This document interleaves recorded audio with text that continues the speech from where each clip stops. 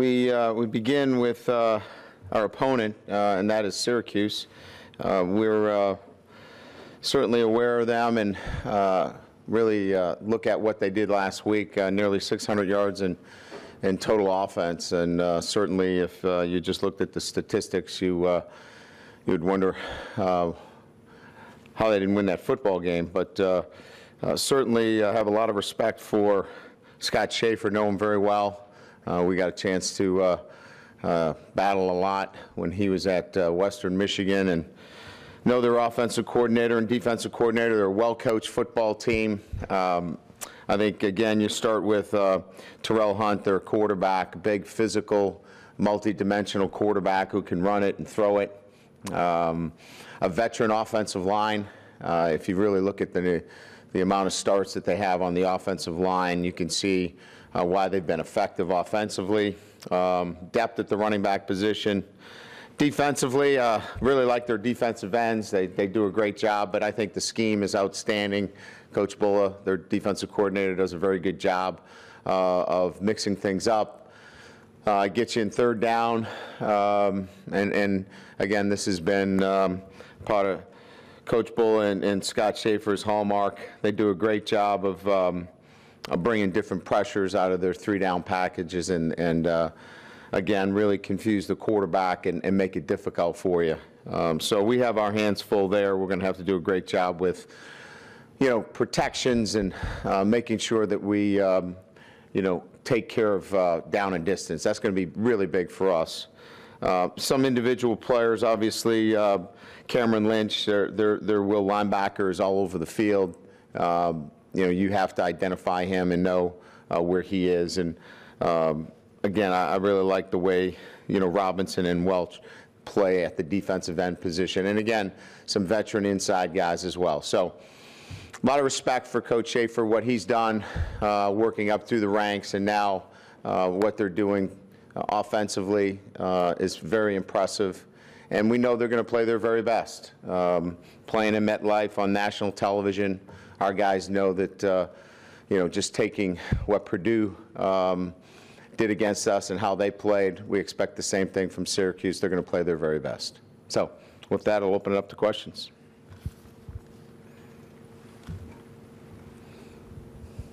Coach, the Michael Birch depth chart has some changes on the offensive line. I wondered if you could go through those and confirm them. Yeah, I mean, I'd say it's pretty early.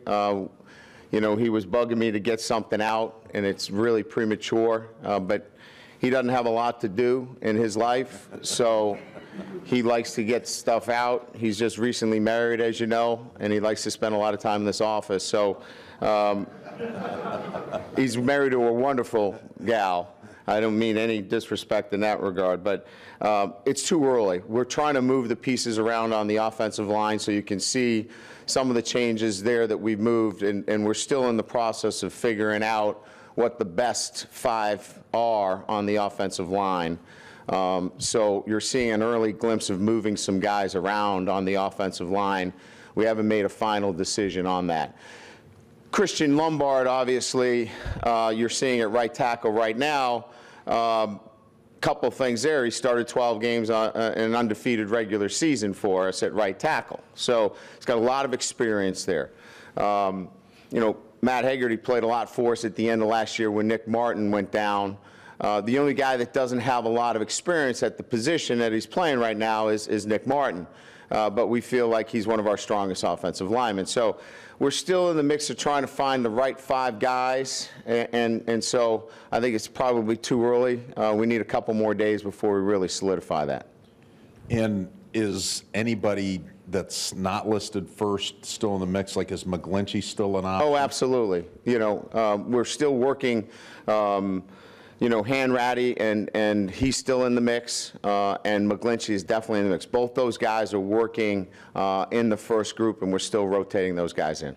What was it that you saw about in the first three games that kind of led you to this self-examination of wanting to kind of?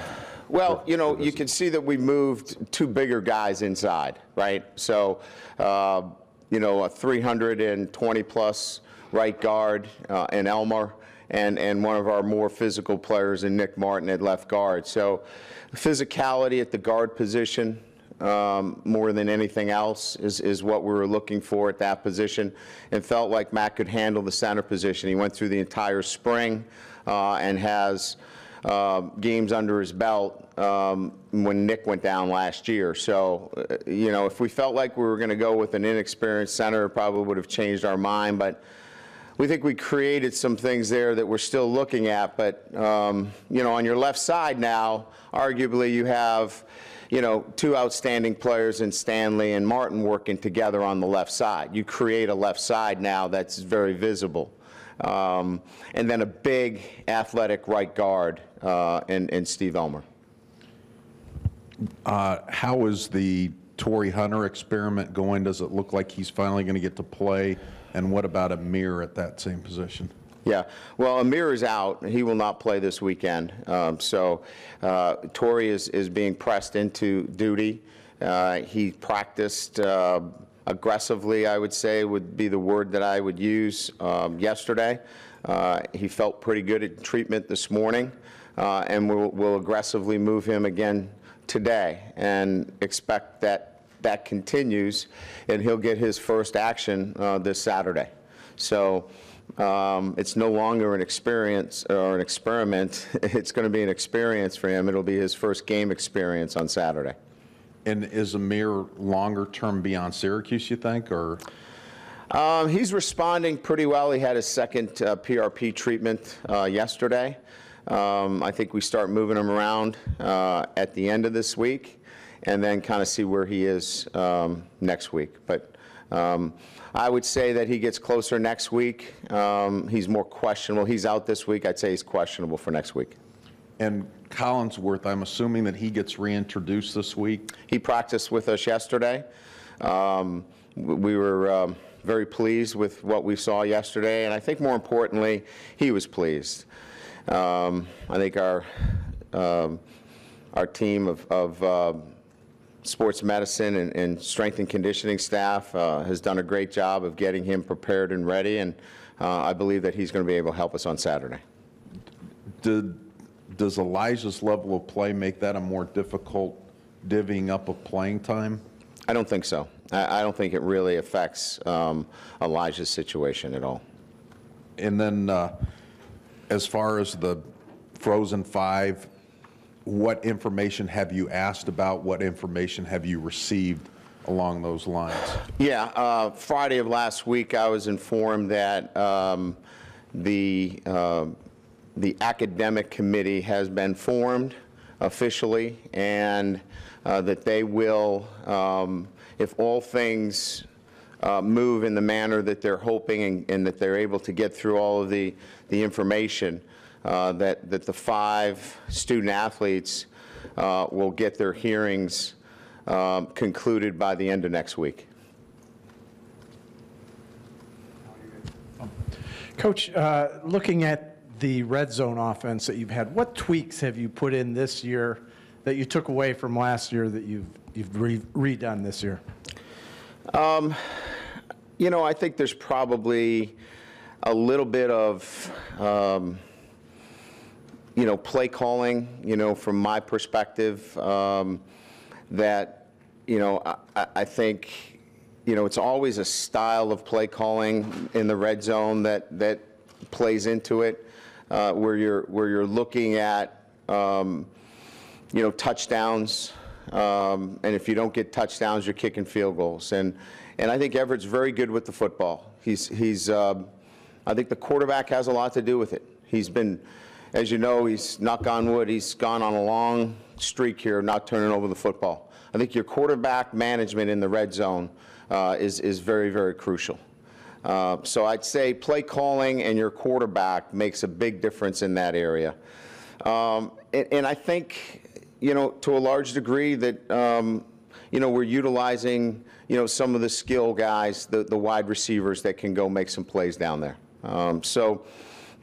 Again, it's tough sledding down there. I think you really have to, you know, you really have to game plan down there. I think we're doing a better job of, not that we didn't do a good job last year. I thought we did a very good job, but I think the quarterback, I think that being aggressive in play calling and taking care of the football and getting it to your playmakers down there to score points. Brian, over here. On the offensive line, is part of it, last year or the past couple of years, you've had two guys on the left side of the line that you knew, that you could depend on for a few yards. Is that the biggest challenge right now, is finding a combination that, on 3-yard line or, 2nd and 2, finding dependable people that you can just know you can run behind them? Well, certainly, if you can hang your hat on a left side or a right side, that certainly goes into, some of your thinking. I think what we were looking for more than anything else, and I think I kind of already alluded to this, is that we wanted to be able to be more physical inside. And we didn't believe that if we stayed where we were, the question was, could we be more physical? And, you have to move some pieces around. You have to give something up to get something. And we may find out that we don't want to give up what we have to give up to get the more physicality of the Elmer and the Martin at the guard position. That's where we are right now. Next year, maybe there's some guys that are ready to play those positions, and we move them back into other. But right now, as we stand, the eye is towards getting better each week and progressing. And we felt like we needed to get better and more physical inside out. And that's really the genesis of some of the things that we're doing right now. We got to talk to Greg Bryant last week, and he's talking about how he wants to. Right now, he's been the third guy in every game, and I know you want a player who wants to be the guy that gets in there first. What's it going to take for him to be the guy that goes in there first? I just think he's only played 3 games, 3 college games, and there's a lot of things that goes on with being the guy that takes reps away from 2 very experienced players. So nothing that he's not capable of doing, but he's got to unseat 2 guys that have played a lot of football and are really good players. So he's coming and he's doing really good things for us, but he's only played in 3 games. I think he continues to get better each week, and I see him being that guy that continues to grow in our offense. And you mentioned earlier that patience was one of his challenges, and he had to be patient. Has he been doing a better job of, do you think he's been doing a better job of being patient and letting the block set up? I think he's definitely understanding what we're trying to accomplish, and he understands how important it is to let that group work. But on the other hand, it's hard to be patient when there's no movement sometimes. And so this isn't all on the running backs. This is a collective, situation where we need to create some more movement for Greg Bryant and Turin Folston and Cam McDaniel. So this is a collective deal with all these guys. So I think he's understanding the schemes and really buying into what we're doing, and we're really pleased, but we've got to help him as well. Thanks. Brian, I'm curious just about the line changes. How much do you think Nick's injury from last season has played a factor into, the interior maybe not getting the push that you want? I don't think it's played any role in it. I think we were, with Hanratty and Haggerty at the guard position, we really liked their experience, but we chose to go a little bigger, quite frankly, with the guys that we put in there. They're really good football players, but we look to get a little bit bigger at those positions. So really very little that they did, and more about a philosophical decision that we wanted to be bigger inside in terms of what we wanted to accomplish. Is this something you could have tried or attempted if you didn't have a bye week last week? I think it was going to happen regardless. With the 5 players who were suspended, I'm just curious, what is your opinion at this point of the process and how it's played out? Yeah, I don't have an opinion, and I really wouldn't want to share it publicly. Do you feel like the 5 players have been found guilty of academic misconduct because they've been suspended for a quarter of the season, regardless of the outcome of the hearings next week? I really don't have enough information to really give you an opinion on that. I had enough of information to give you an opinion on the first question. But the second question, I don't have enough information to give you an opinion on the second one. And just lastly on this, after the season, once things calm down, will you go to Jack Swarbrick, try to sit down with people with the administration side, provost's office, and just get a better understanding of how this works, how it can be improved in any capacity? Well, it's a very complicated situation, obviously. There are a lot of pieces here. There are NCAA implications, certainly. We're probably going down a path that has never gone before.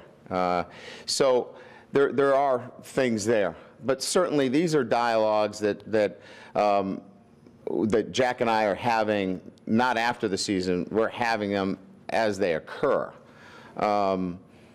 Because there are clearly ways that we believe internally that we need to get better.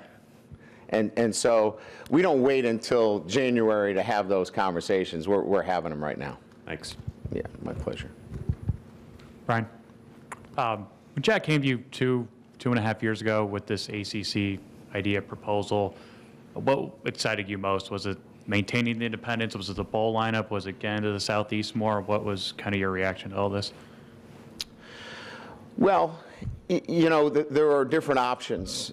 And so, you know, alliance was necessary from a football standpoint to tie into bowl opportunities. We had seen clearly that there were dwindling opportunities for us to tie into bowls. So it was clear that we were going to have to tie in somewhere to gain those bowl opportunities. So Jack had clearly articulated to me that he was going to meet with conferences that had an interest in bringing us in. And certainly I had some input on what I believe those conferences would obviously serve us best. But at the end of the day, it became for us, strictly from a football standpoint, how do we maintain a schedule that gives us that independence? And second, what gives us the best, strictly from a football standpoint, the best bowl tie-in opportunities? And has a geographical, I guess, not significance, but makes sense. So when those three things were checked off, it really came down to the ACC. And so Jack obviously put together something then that was great for the entire athletic department. And that was the extent of my involvement. You know, some of the basketball coaches had kind of pushed for the ACC during that period of uncertainty as well. I mean, was the ACC always on your mind when you knew you had to make a move, or was it? No. Were you kind of open-ended, or? No, and look, everybody's going to have, you know, their wants and desires. I'm certain that, you know, everybody has an opinion as to what the best fit is. I think, you know, Jack has to be able to proffer out valid solutions to some complex issues, and that's why he's the athletic director. All I can tell you is that we looked at the demographics from a recruiting standpoint, and the ACC was going to be fine because we were still going to be out on the West Coast.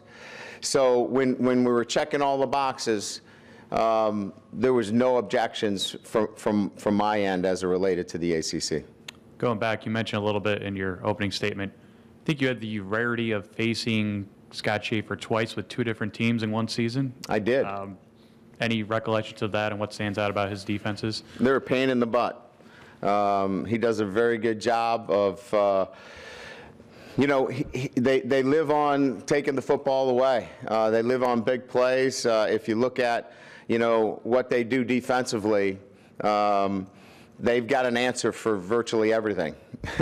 And, he's an experienced defensive coordinator. And, with Chuck Buller with him, who's very experienced in his background, both those guys working together make for, you're gonna earn everything you get and make for a long day.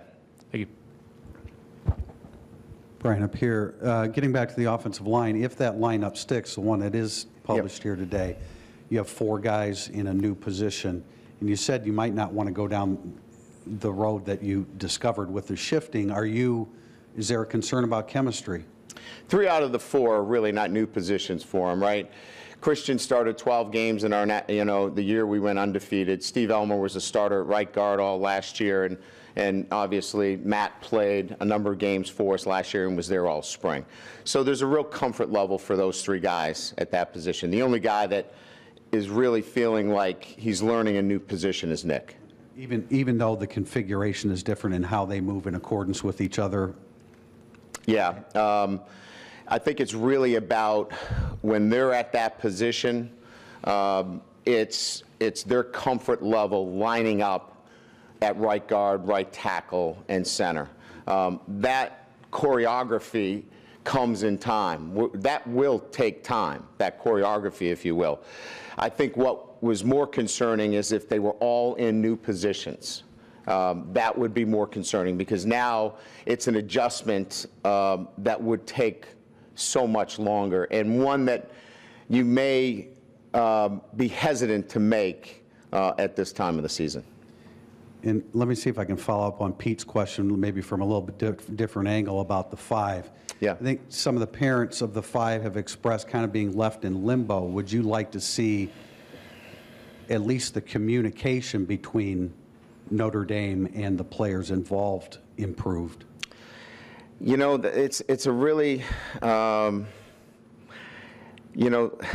you talk about that, if you, and look, I'm not here to be a spokesman for our administration. I'm answering your question. And all I can answer for is what I experience as a football coach that goes on in my program. If one of our players has a violation, whether it be the honor code or be in the dorms, the parents aren't notified. The student's notified. And so this is a pretty consistent way of doing business, if you will. Certainly this is a national story, so it takes on a different significance. I understand that.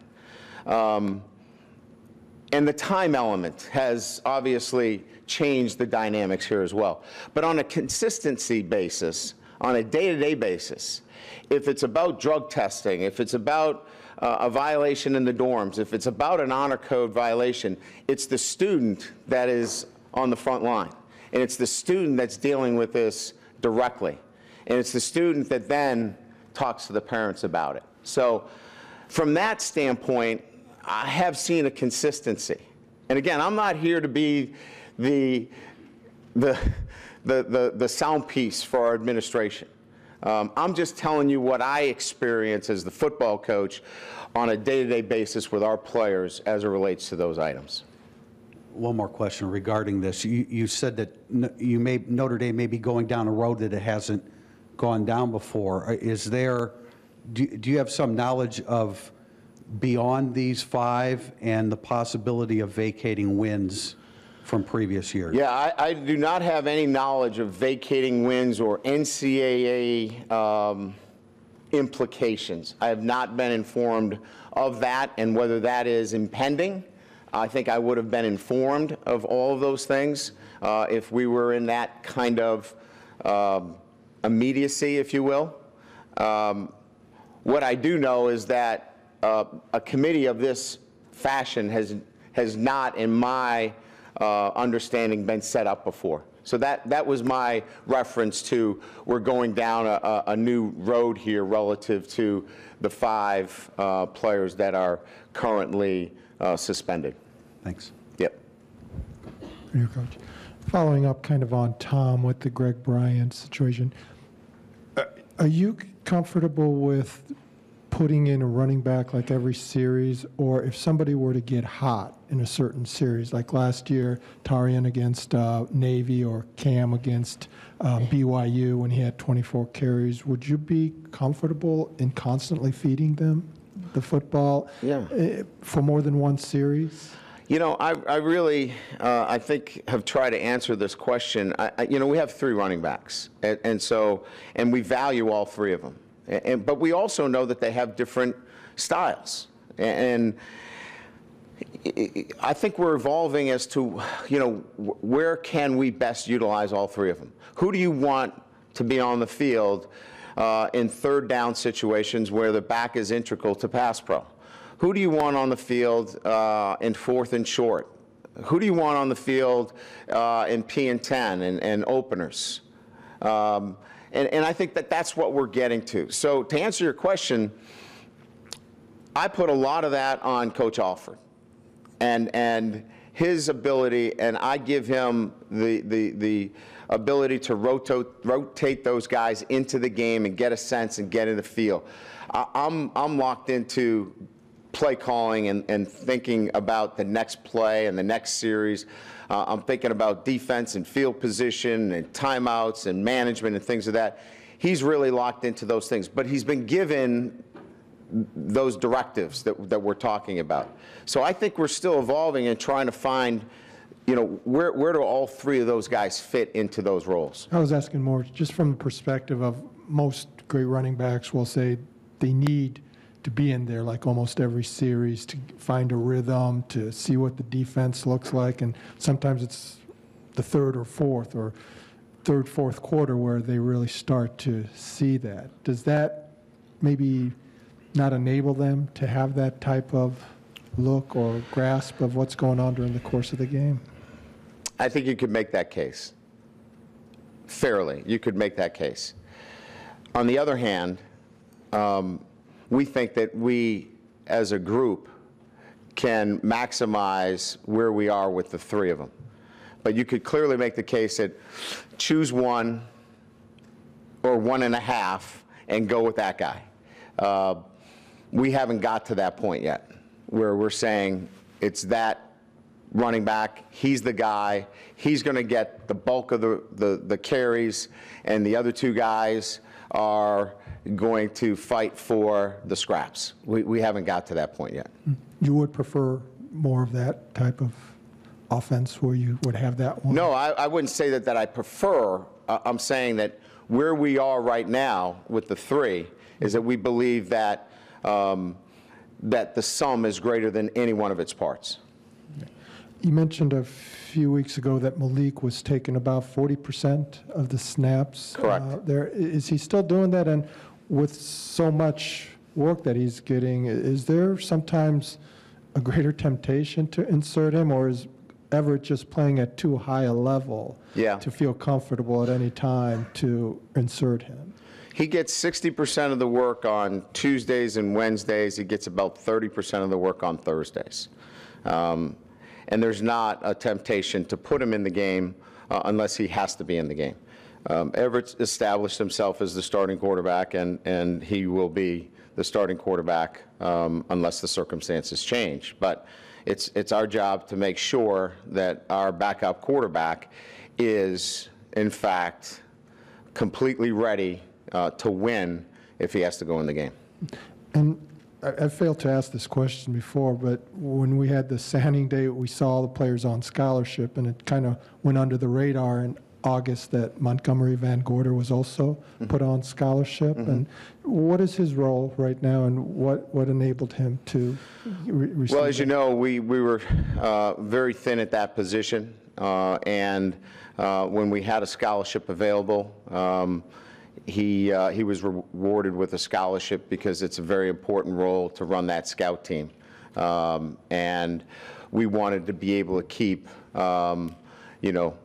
wanted to actually keep 3 quarterbacks up with us. And so it was an important position, and we validated that by putting a scholarship on Gummy. So Deshaun Kaiser is also working with... He stays with us with the varsity, yes. Okay. Thank you. On your left. It was clear during the preseason that there would be lots of freshmen playing on the defense, but are you surprised at all by the significance of their contributions, and how much do you attribute that to Brian Van Gorder putting them in the right spots?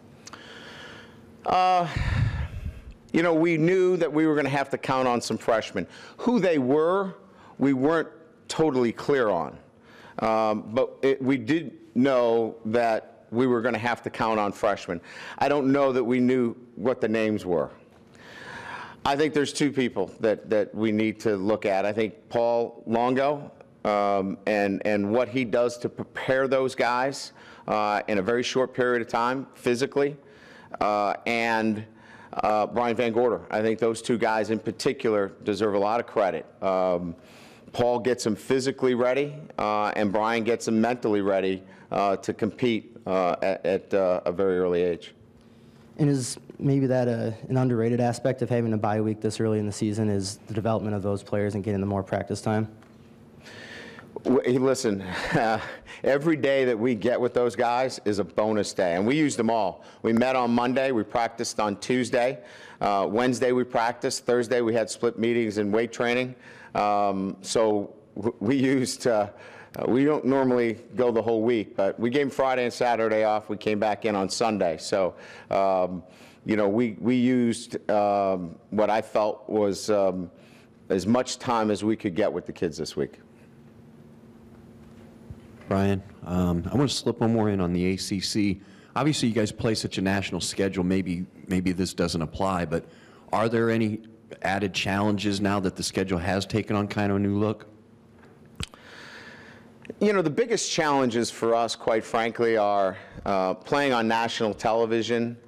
And, you know, our kids get back at 3, 4 o'clock in the morning. I'll just give you Purdue. We get back at 3:30 in the morning. Our kids got to be at, you know, study table at, you know, 4 o'clock in the afternoon. And it's a lot. We'll have the same thing. We're on national television. I mean, it's wearing. I mean, you know, it gets to the point where, you know, you wonder that maybe we shouldn't play all these, you know, nationally televised games because it really puts a lot on these kids. We ask them to do a lot.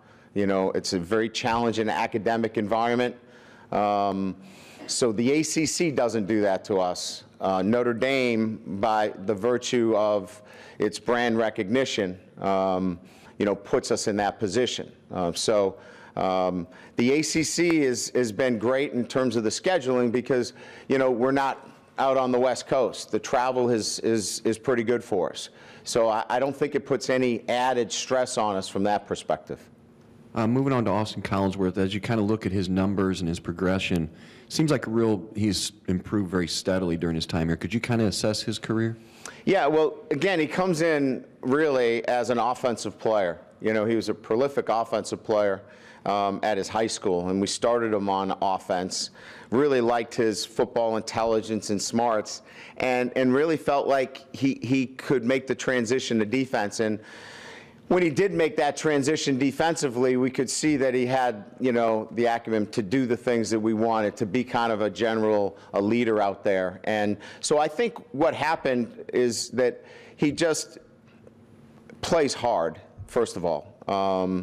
And then is really smart. He puts himself in very good positions, and that just kind of evolved. The one thing that has held him back is, you know, he's had a couple of injuries along the way. I think if he stays away from and is a little luckier, we probably talk about him in even, you know, larger terms. But it's great to have him back this week, that's for sure. What I'm curious about, when I had a chance to talk to him last week, he mentioned that taking a year off really helped him, and I found that kind of interesting. I would think players would learn on the fly more than they would sort of taking a step back. Could you kind of expand on that? Well, I think where it helped him a lot is the defensive perspective, you know, really gaining a better perspective defensively, because he had such a great understanding of the offensive side of the ball. I think really learning defense and learning the defensive just assignments and just all the things that go along with being a very smart defensive player. I think that really helped him, and it put him 2 steps ahead. If he's not a 4-5, he can play a 4-5 because he's a step ahead. And I think that year really helped him understand the defensive side of the ball. Last one from me, and as far as him being a team captain, what went into that? What did you like about him? That's a good question because he had been out for a year, and there was at times he's such a busy kid. He's in the master's program for his MBA, and it's not like he hangs around here like some others do. He gets his business done, but this past year he really impressed me with his want and desire to lead this year. And he has the respect of all of his teammates because of the way he handles his business off the field. Great student, committed to the university, and committed to this football team. And the first few weeks in January, his leadership in our Unity Council really sent a strong message to me. Our guys do some things that are pretty unique, things that have never been done since I've been here in our Unity Council. I mean, our guys police themselves in a manner that hasn't been done here, and a lot of that impetus comes from Austin. Man, you guys are wearing me out today. Let's go to the phones real quick, see if we have a question or two there. On the phone, it's *1 to signal for a question. And we'll go to Zach Braziller with the New York Post. Hey, Coach. How are you? Good, Zach. What have you noticed about Everett from last 2 years ago to now, and just everything he went through last year? He's obviously off to a great start, but what's the biggest thing you've noticed in terms of how he's changed? I would say, how he handles himself away from football. He doesn't come in not ready to go. He's obviously managing his time so much better. Getting rest, and just I think the attention to living, a more organized and detailed lifestyle. He's a young kid, staying up late. Once in a while he'd come in, maybe 5 minutes late. He's the first one in. He's the last one to leave. That's maturity. That's making a decision that you're going to be somebody that others can follow. So that's probably the biggest thing. How have you been surprised at the start he's gotten off to, or did you kind of see this in preseason and you had a feeling he was in line for a pretty good year? Were you referring to Everett in that question? Yeah, I'm sorry. Yeah, I mean, I think his play has been good. I mean, we were hopeful that he was going to develop and continue to get better.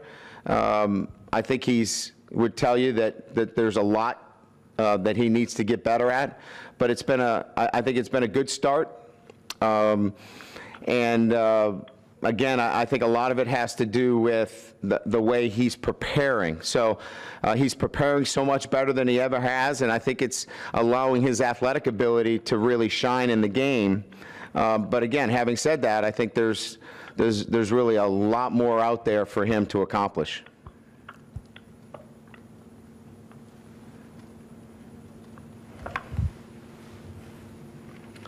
I think that was it. All right. And there are no further questions on the phone. Thank you, everybody.